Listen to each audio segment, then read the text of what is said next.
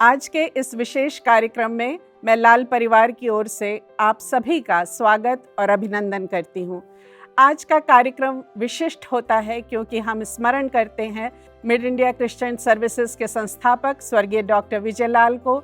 उनके जीवन के लिए परमेश्वर को धन्यवाद देते हुए हम अपने श्रद्धा सुमन उन्हें समर्पित करें। इससे पूर्व हम परमेश्वर की उपस्थिति इस कार्यक्रम में चाहेंगे और प्रार्थना में जाएंगे। आइए हम प्रार्थना करें। प्रेमी और दयालु पिता परमेश्वर, प्रभु यीशु मसीह के नाम से हम आपके पास में आते हैं। आज एक विशेष दिन है। धन्यवाद देती हूँ अपने पति डॉक्टर विजय लाल के लिए। धन्यवाद देती हूँ उनकी सेवाओं के लिए जो आज तक उनके बेटे, दोनों बेटे और बहुओं के द्वारा और चल रही हैं। पिता परमेश्वर, अभी हमारे सब जगह का समय, संसार का समय ठीक नहीं है। बीमारी के लिए, मरीज़ों के लिए, हर एक के लिए हम प्रार्थना करते हैं कि पिता परमेश्वर ये बीमारी कोरोना की जो है वो दूर हो जाए और चंगाई लोग पाएँ। इस बीमारी के अंतर्गत जो कोरोना की है, जितने पिता परमेश्वर घरानों में से उनके प्रियजन उठा लिए गए हैं, हम याद करते हैं।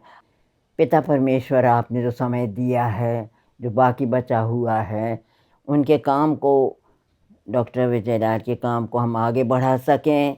हम प्रार्थना करते हैं कि डॉक्टर विजय लाल के आदर्शों को याद करते हुए, उनकी सेवाओं को याद करते हुए उस पर चलते रहें और जो कुछ भी हमारे जीवन से बनता है उसको हम पूर्ण करके पूरा कर सकें। आमीन।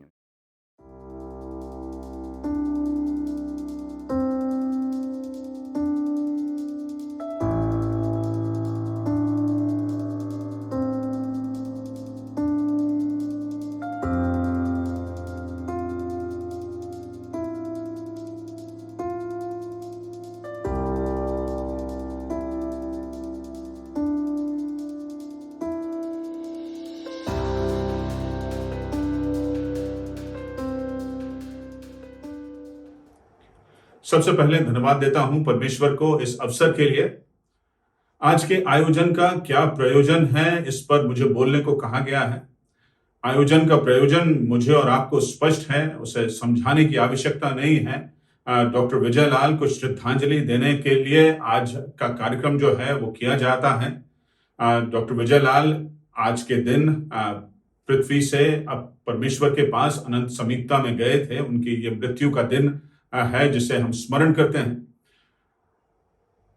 डॉक्टर विजय लाल किन बातों के लिए स्मरण किए जाते हैं? श्रद्धांजलि जब दी जाती है तो इन बातों की चर्चा की जाती है कि हम किसी व्यक्ति को किस रूप में स्मरण करें। पारिवारिक रूप में, परिवार के रूप में, पारिवारिक रूप में हम लोग उन्हें स्मरण करते हैं हमारे परिवार के सबसे बड़े, परिवार के प्रमुख व्यक्ति के रूप में। मेरे पिता के, डॉक्टर श्रीमती रमोला हेनरी के, वो बड़े भाई रहे, परिवार में सबसे बड़े रहे और एक बड़े का दायित्व जो था उन्होंने सदैव निभाया। मैं उन्हें बड़े पापा कहता था। सबसे परिवार में बड़े होने के नाते सबको साथ में लेकर चलना, जो वो कहते थे उसे पूरा करना, उनकी कथनी और करनी में अंतर नहीं होता था और परिवार को साथ लेकर एक धागे में पिरोकर चलने वाले वो व्यक्ति थे। पर दुनिया उन्हें अलग रूप में जानती है और मुख्य रूप से जानती है परमेश्वर के सेवक के रूप में, कि उन्होंने अपना जीवन प्रभु यीशु मसीह को समर्पित किया था। प्रभु यीशु मसीह की बुलाहट को उन्होंने अपने जीवन में सुना था और प्रभु यीशु मसीह से प्राप्त दर्शन के अनुरूप अपने जीवन को जीने का उन्होंने निरंतर प्रयास किया था। एक प्रखर वक्ता के रूप में वो जाने जाते हैं परमेश्वर की वचन की खूबसूरत व्याख्या करने के लिए। क्या प्रयास था जीवन से?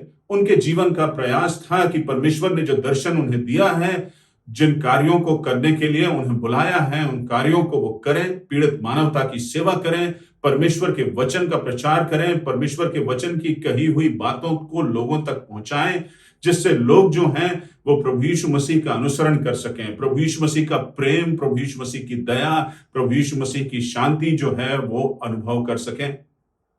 उन्होंने निरंतर पूरे जीवन यह प्रयास किया। तो व्यक्ति जो है, ये आप जानते हैं, श्रद्धांजलियों का दौर है। हम एक ऐसे समय से होकर गुजर रहे हैं जब प्रतिदिन हम सुन रहे हैं कि आज इसकी मृत्यु हुई है, कल इसकी मृत्यु हुई है। परिवार के बहुत से निकट के लोग हैं जो परमेश्वर की अनंत समीपता में चले गए और ऐसा लगता है कि श्रद्धांजलियों का तांता जो है वो लगा हुआ है। व्यक्ति आता है, व्यक्ति चला जाता है, उसका एक सीमित समय होता है। परमेश्वर के वचन के अनुसार भी हम ये इस बात को जानते हैं। पर व्यक्ति स्मरण किया जाता है किन बातों के लिए कि उसने किया क्या अपने जीवन से। और डॉक्टर विजय लाल ने परमेश्वर के द्वारा दिए गए कार्यों को अपने जीवन में आगे बढ़ाया। मैं और आप कैसे उन्हें सच्ची श्रद्धांजलि दे सकते हैं कि परमेश्वर द्वारा जो भी दायित्व मुझे और आपको सौंपे गए हैं उसे पूरी ईमानदारी के साथ प्रभु यीशु मसीह की उस प्रेम, प्रभु यीशु मसीह की उस दया, प्रभु यीशु मसीह की उस क्षमा के साथ अपने जीवनों को आगे बढ़ाएं और प्रभु यीशु मसीह के जीवन को मैं और आप अपने जीवनों में परिलक्षित करने का प्रयास करें जैसा उन्होंने किया था।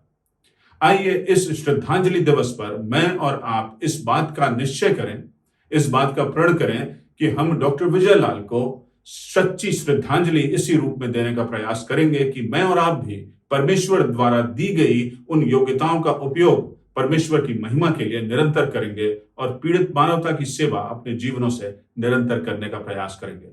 परमेश्वर हम सबों को आशीष दे।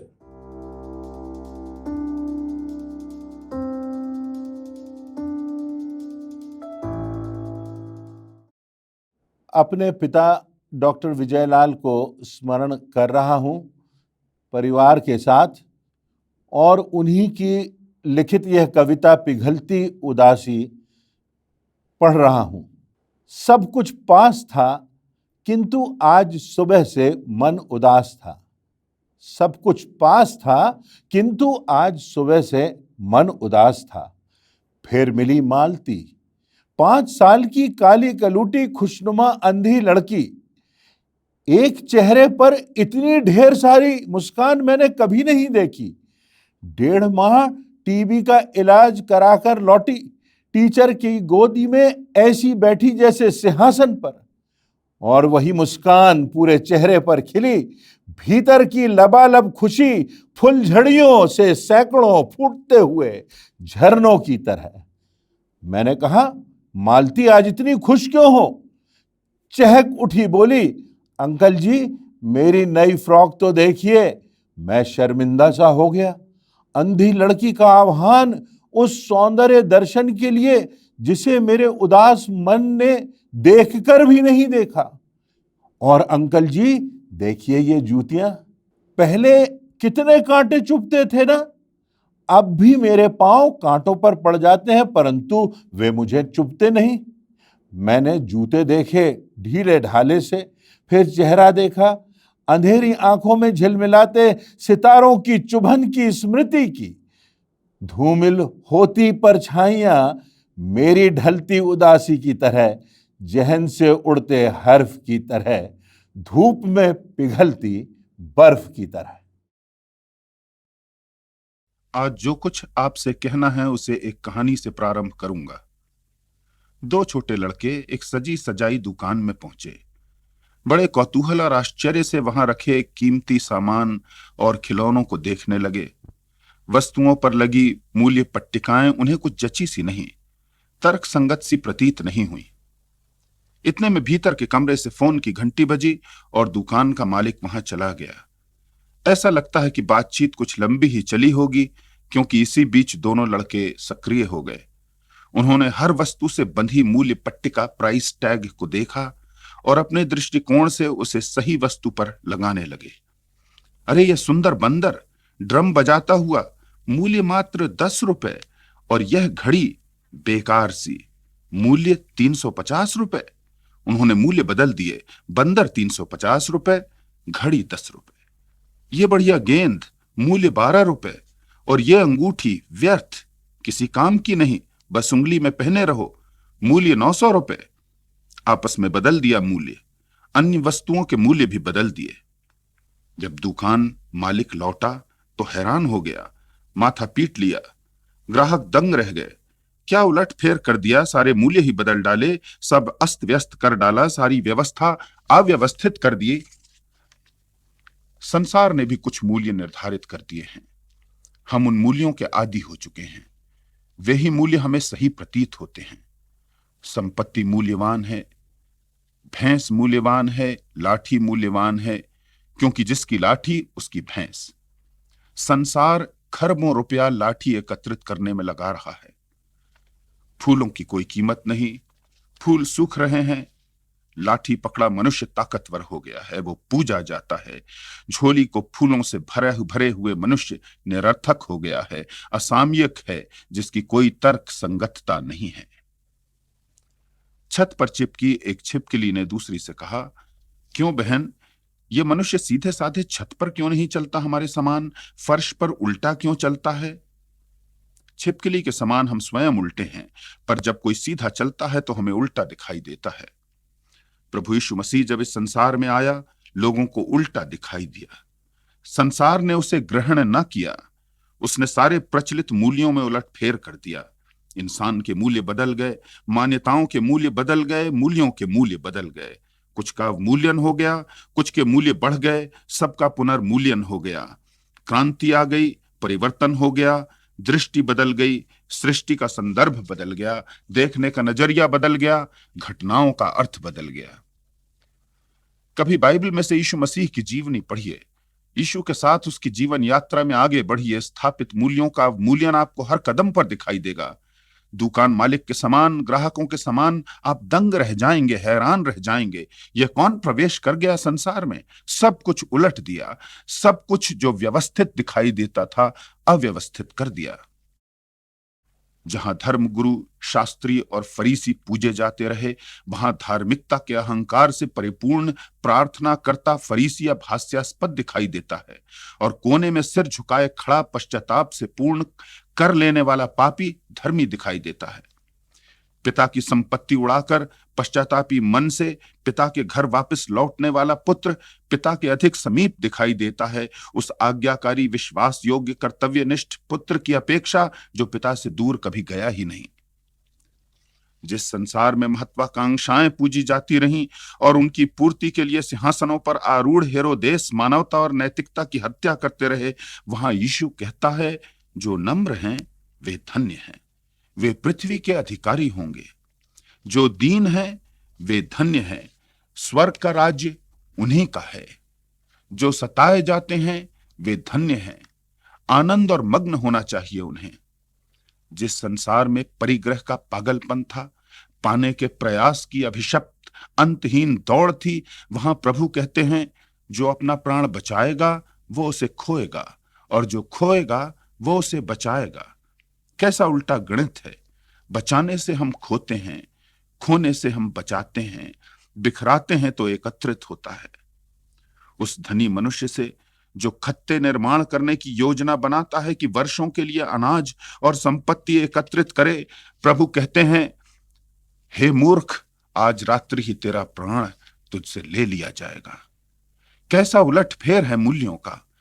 कौन सी बातें बहुमूल्य थीं आज कचरे दान में फेंकी जा रही हैं।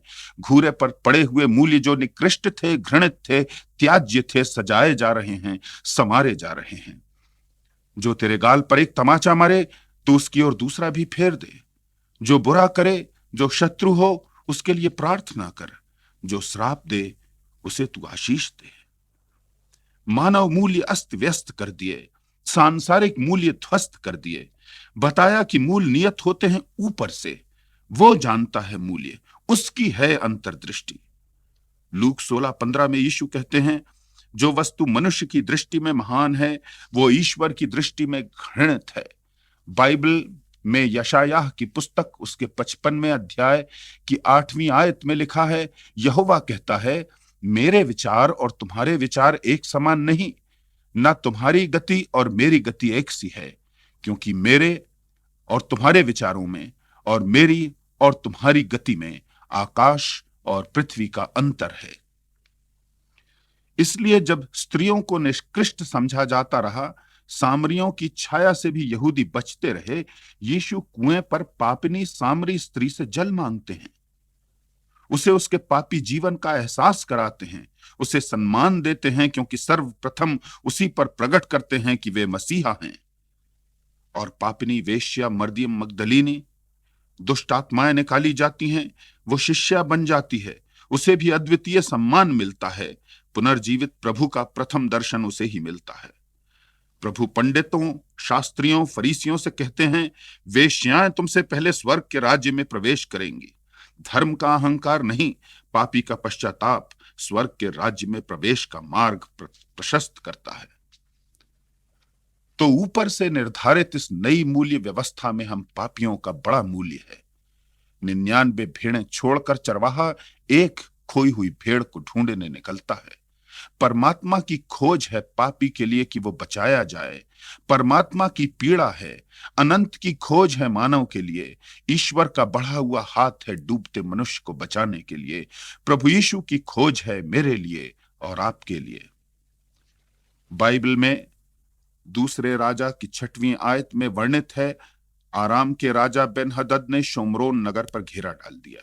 वहां अकाल पड़ गया, भोजन समाप्त हो गया, सोना चांदी बच गया जिसे खाया नहीं जा सकता था।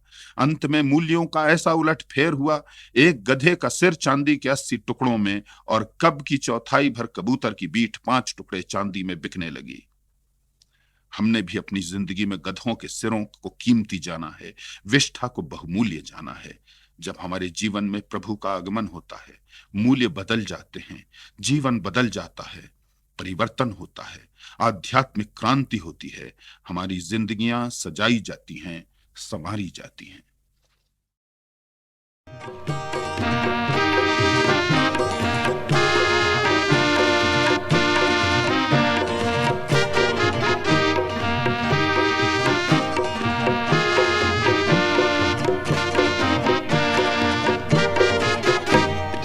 जैसे पापी से तुझको है प्यार, मेरे जैसे पापी से तुझको है प्यार, है तुझको मेरे कदमों का इंतजार,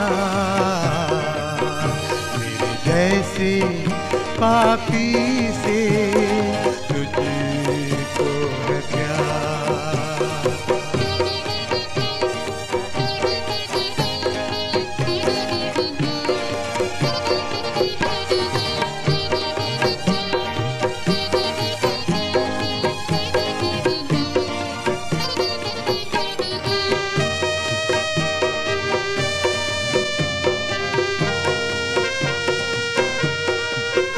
मेरे कानों में गूंजे तेरी पुकार, मैं प्यासा हूँ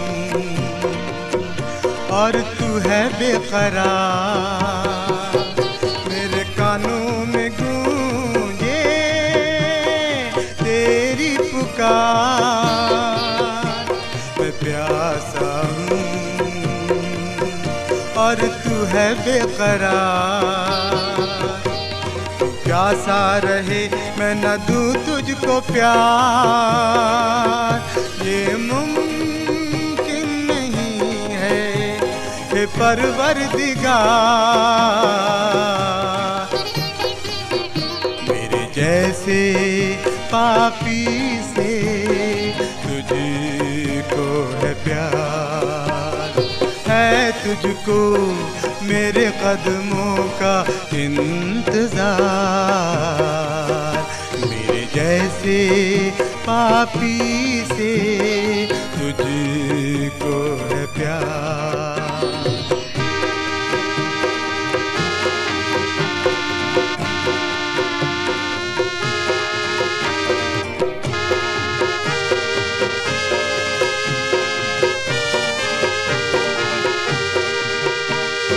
तूने सहा मेरे पापों का भार, वे कीले कांटे वे कोड़ों की मार, है तूने सहा मेरे पापों का भार, वे कीले कांटे वे कोड़ों की मार। तुझे छोड़ दूं कर दूं इनकार, ये मुमकिन नहीं है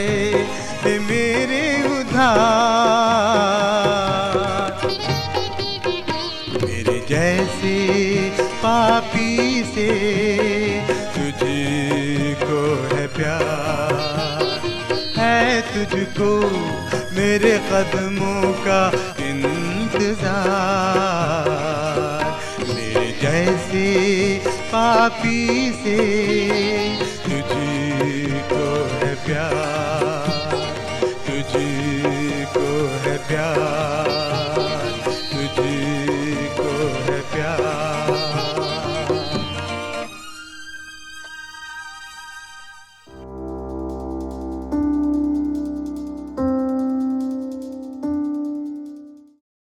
आदरणीय स्वर्गीय डॉक्टर विजय लाल को मैं अपनी ओर से और मेरे परिवार की ओर से श्रद्धांजलि अर्पित करता हूं।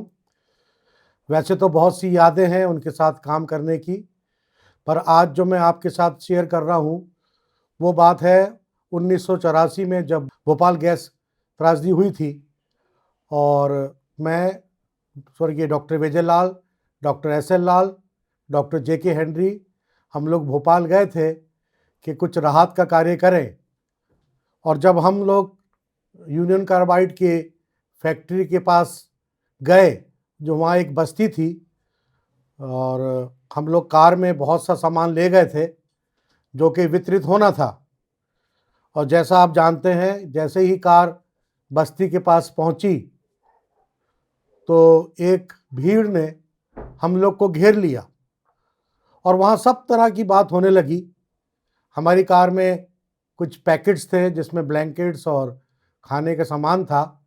हम लोग चाहते थे कि उसको वितरित करें और वापस आ जाए, परंतु ऐसा नहीं हुआ।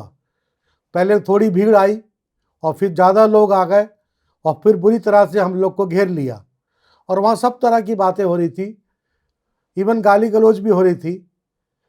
पर डॉक्टर विजय लाल ने जो वहाँ पर कहा, वहाँ पर एक आदमी को बुलाया और उससे पूछा कि इस बस्ती का हेड कौन है, कौन मुखिया है जिससे मैं बात कर सकूं। और तब एक व्यक्ति को उनके पास लेके आए और उन्होंने बोला कि देखो ऐसा है कि आप लोग अपना जो है नाम लिखवा दीजिए और हर आदमी को सामान मिलेगा। उन्होंने अपना धैर्य नहीं खोया, उन्होंने अपना आपा नहीं खोया। वो बड़े संयम से उस व्यक्ति से बात कर रहे थे और हम लोग देख रहे थे। और कुछ देर में वो भीड़ छटने लगी और मुझसे अंकल ने कहा कि चलो अब यहाँ से चलना है, और हम लोग वहाँ से निकल गए। फिर क्या हुआ कि कुछ वर्ष बीत गए, विजय अंकल तो हमें छोड़कर चले गए, परंतु जो उनकी शिक्षाएं थी, जो हमने सीखा था, एक घटना और हुई और वो घटना थी 2012 की। मैं हमारे एक सहकर्मी के मंगनी में छिंदवाड़ा जा रहा था और सिवनी के पास मेरी गाड़ी एक्सीडेंट हो गई और उसी प्रकार पहले 10 लोग आए और फिर 20 लोग आए और पूरी भीड़ ने हमको घेर लिया। और भीड़ में जैसा आप जानते हैं कि हर तरह की बातें होती हैं, हम लोग घबरा गए। परंतु मैंने उनसे कहा, उन्होंने हमसे पूछा ड्राइवर कौन है, मैंने कहा मैं हूँ ड्राइवर। और इतने में 2 लड़के आए कि आपको पुलिस स्टेशन ले जाएंगे। मैंने कहा चलो। और मैंने ये अनुभव किया, मैंने अपना संयम नहीं खोया और भीड़ जो थी वो चलने लगी और हम लोग पुलिस स्टेशन चले गए। मेरा छोटा सा एक कहना है इसमें कि जो हमने सीखा था वो हमारी ज़िंदगी में काम आया और आज भी काम आता है। उनकी शिक्षाएं जो हैं वो बहुत ही महत्वपूर्ण है। ये एक छोटी सी घटना थी जो हमें सिखाती है कि जब मुसीबत आए तो हमको अपना संयम बना के रखना है, धैर्य नहीं खोना है। ये मुझे शिक्षा मिली और ये कह के मैं अपनी बात समाप्त करूंगा। धन्यवाद।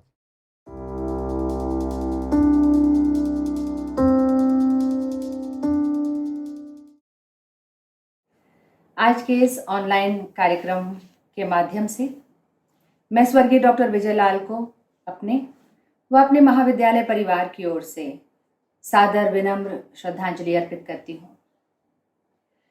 डॉक्टर विजय लाल को मैंने बचपन से ही एक ओजस्वी वक्ता के रूप में, एक ऊर्जावान शिक्षक के रूप में देखा है। कार्य मैंने उनके साथ बहुत कम समय में के लिए किया और अपने डायरेक्टर के रूप में उन्हें भिन्न रूप में जाना, लेकिन मैं जब भी स्मरण करती हूँ तो मुझे अपने चर्च के और अपने संडे स्कूल का समय ही स्मरण आता है। मुझे स्मरण आता है कि कम्युनिटी हॉल में क्रिसमस ड्रामा चल रहा था और अचानक से लाइट चली गई, जबकि समाज गृह पूरा भरा हुआ था।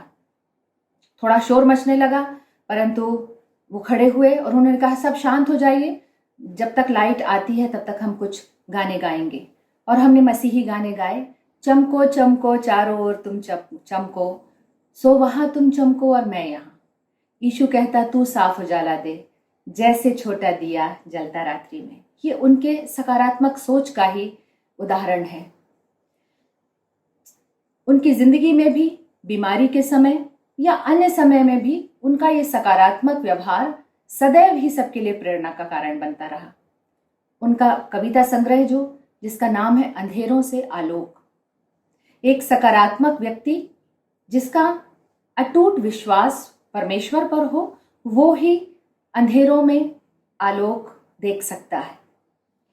मुझे स्मरण आता है हमारी विमेंस फेलोशिप में एक बार आलू के व्यंजन प्रतियोगिता थी और उसमें मैंने बहुत तैयारी करी, पैटीज बनाई, उसको बहुत अच्छे से टेबल पर प्रेजेंट भी किया, बहुत सुंदर था और सब कहने लगे चिंता मत करो तुम ही फर्स्ट आओगी।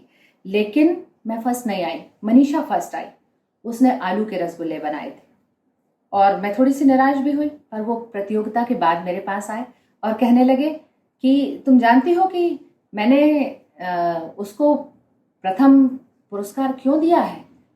क्योंकि उसमें कुछ इनोवेशन था। आलू के रसगुल्ले बनाना का कौन सोचता है?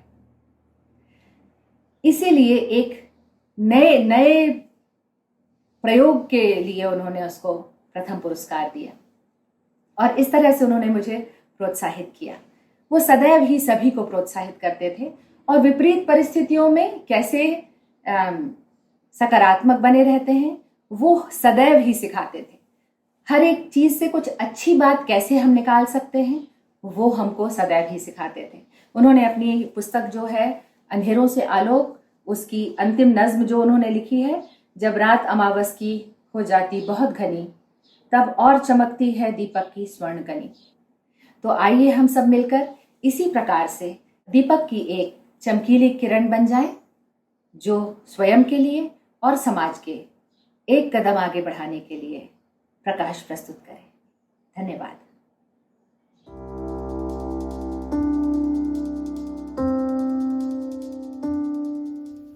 डॉक्टर विजयलाल की पुण्यतिथि पर उनको सादर स्मरण करता हूं, अपने श्रद्धा सुमन अर्पित करता हूं।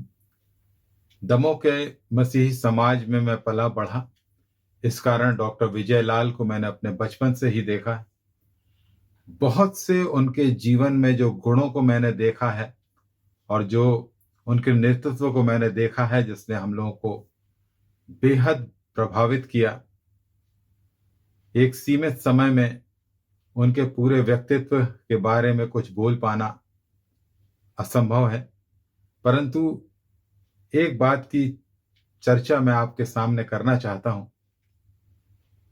डॉक्टर विजयलाल का जो आत्मविश्वास था वो सदैव सदैव हमें प्रेरित करता था। आत्मविश्वास से, सेल्फ कॉन्फिडेंस से भरे हुए व्यक्ति थे। एक घटना का जिक्र करना चाहता हूं।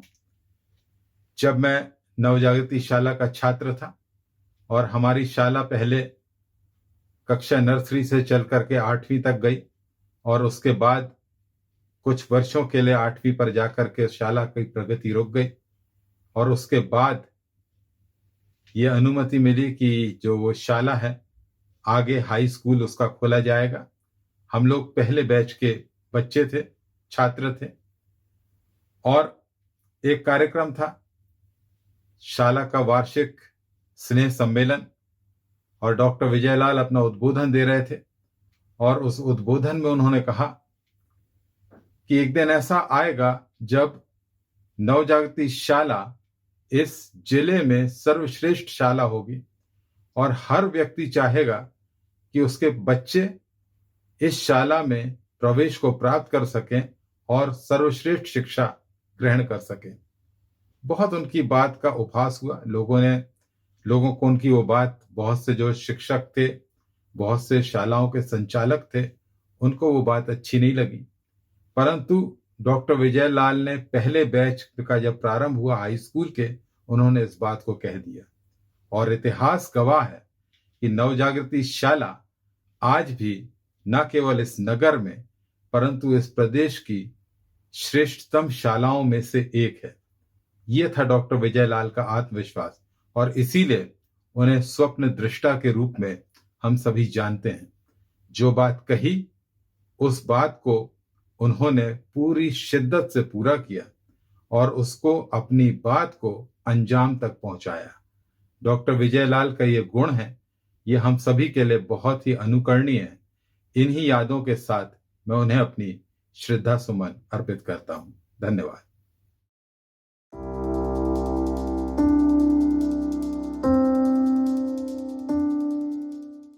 आज से 28 वर्ष पहले पापा स्वर्ग में अपने अनंत स्थान पर चले गए। उनकी स्मृति में हम यह कार्यक्रम हर वर्ष करते हैं। पिछले वर्ष और इस वर्ष लॉकडाउन के कारण हम इंटरनेट के माध्यम से आप तक पहुंच रहे हैं।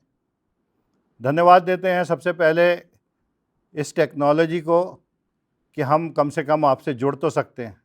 मैं धन्यवाद देना चाहता हूं उन सभी को जिन्होंने इस कार्यक्रम को बनाने में अपना योगदान दिया, जिन्होंने भी पर्दे के सामने रहकर अपना योगदान दिया हो या पर्दे के पीछे अपना योगदान दिया हो, सभी को मैं हृदय से धन्यवाद देता हूं। इन सभी के सहयोग के कारण ही यह कार्यक्रम आप तक पहुंच रहा है। मैं धन्यवाद देना चाहता हूं सबसे ज़्यादा आप लोगों को जो ये कार्यक्रम देख रहे हैं, क्योंकि हमारा इस कार्यक्रम को बनाना व्यर्थ है यदि आप इस कार्यक्रम से ना जुड़ें, इस कार्यक्रम को ना देखें। मैं हृदय से धन्यवाद देता हूं आप सभी को। अब हमारा आज का यह कार्यक्रम यहीं समाप्त होता है। डॉक्टर विजय लाल को एक बार फिर से हमारी श्रद्धांजलि। हम उनके बताए हुए मार्ग पर चलते रहें, यही सच्ची श्रद्धांजलि होगी हमारे लिए। धन्यवाद।